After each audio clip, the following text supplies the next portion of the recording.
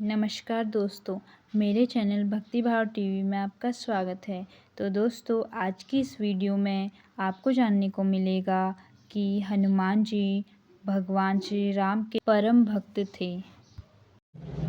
हनुमान जी को संकट मोचन भी कहा जाता है और मान्यता है कि अगर विधि विधान के साथ हनुमान जी का पूजन किया जाए तो वह अपने भक्तों के सभी संकट हर लेते हैं।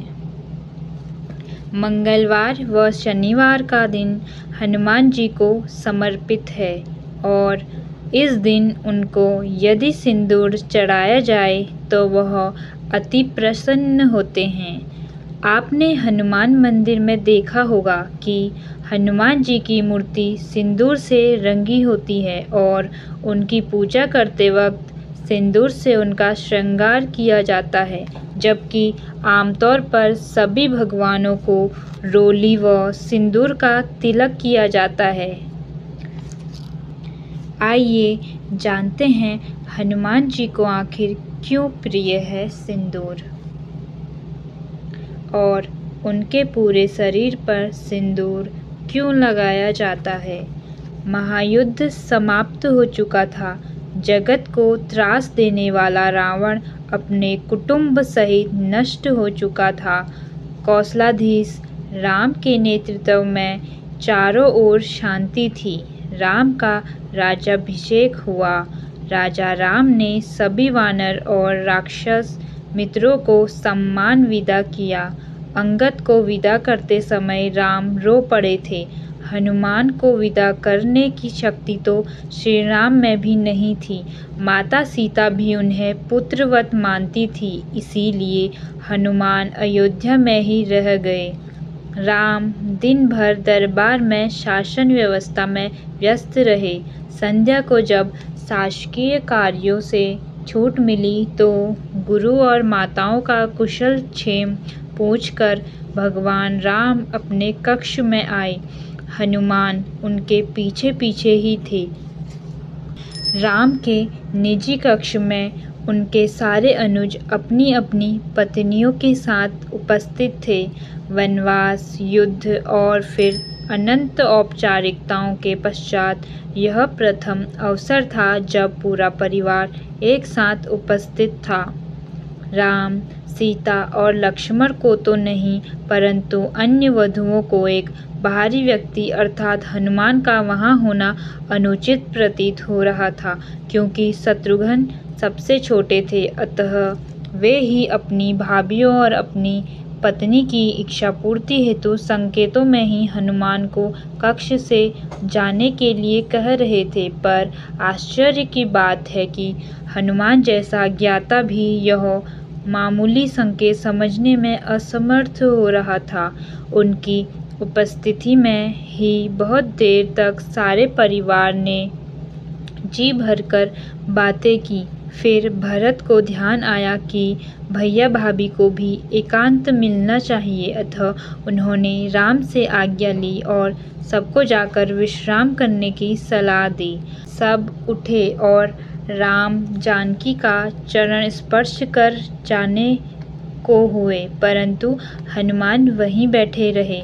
उन्हें देख अन्य सभी उनके उठने की प्रतीक्षा करने लगे कि सब साथ ही बाहर निकले। राम ने मुस्कुराते हुए हनुमान से कहा, क्यों वीर, तुम भी जाओ, तनिक विश्राम कर लो। हनुमान जी बोले, प्रभु आप सम्मुख हैं, इससे अधिक विश्रामदायक भला कुछ हो सकता है क्या। मैं तो आपको छोड़कर नहीं जाने वाला।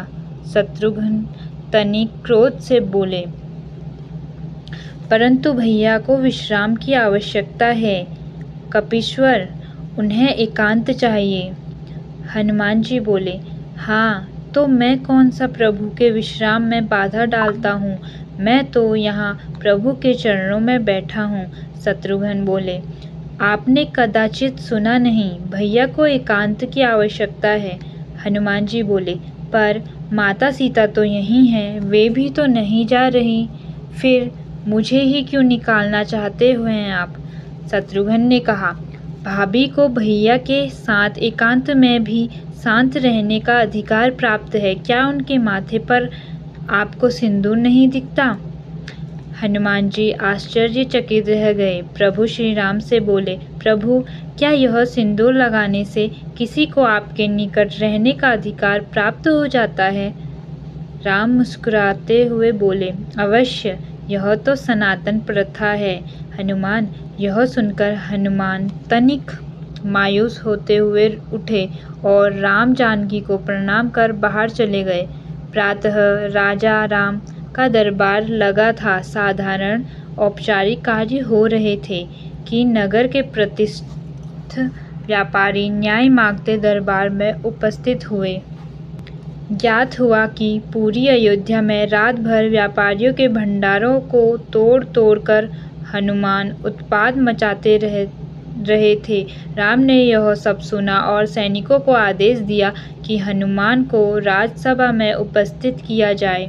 राम की आज्ञा का पालन करने हेतु सैनिक अभी निकले भी नहीं थे कि केसरिया रंग में रंगे पुते हनुमान अपनी चौड़ी मुस्कान और हाथी जैसी मस्त चाल से चलते हुए सभा में उपस्थित हुए। उनका पूरा शरीर सिंदूर से पटा हुआ था। एक एक पग धरने पर उनके शरीर से एक एक सेर सिंदूर भूमि पर गिर जाता। उनकी चाल के साथ पीछे की ओर वायु के साथ सिंदूर उड़ता रहता।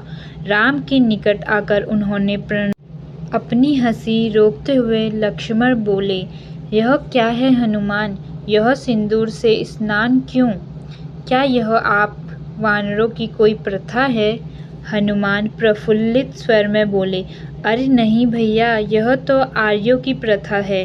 मुझे कल ही पता चला कि अगर एक चुटकी सिंदूर लगा लो तो प्रभु राम के निकट रहने का अधिकार मिल जाता है, तो मैंने सारी अयोध्या का सिंदूर लगा लिया।